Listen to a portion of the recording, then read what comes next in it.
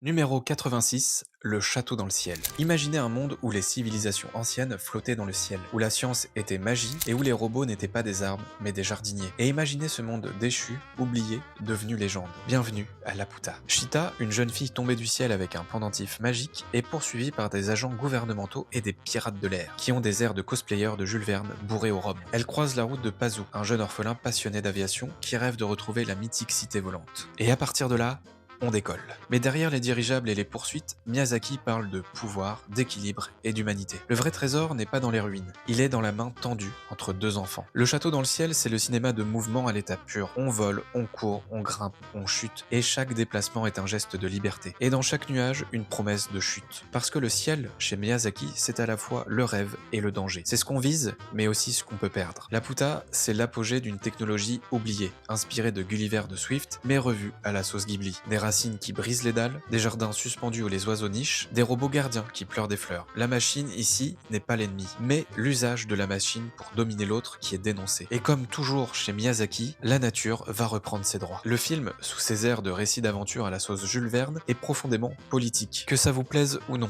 Le personnage de Muska, le méchant à lunettes glaçants, incarne l'état autoritaire, l'homme moderne qui veut réactiver les armes d'un passé qu'il ne comprend pas. Il cherche la domination, pas la reconnaissance. Et le film, sans jamais appuyer lourdement, balance une critique limpide du militarisme, de l'exploitation des ressources et de la violence faite au monde au nom du progrès. Les décors de la cité, c'est de la peinture en mouvement. Chaque pierre, chaque racine, chaque nuage semble vieilli par le temps. Et pourtant, tout y est vivant. Les dirigeables grincent, les mécanismes tournent et les feuilles frémissent. Ce n'est pas de l'animation, c'est une mécanique de rêve. En bref, le château dans le ciel, c'est une parabole aérienne sur la sagesse oubliée. La puissance et l'innocence comme seul salut. C'est du Miyazaki pur jus, poétique mais jamais naïf. C'est aussi le début d'une obsession, les filles fortes, les machines volantes, les guerres perdues d'avance et les fins douces amères. C'est un film d'aventure, oui, mais aussi un tombeau flottant. Une fable sur ce qu'on abandonne pour survivre et sur ce qu'on choisit de préserver.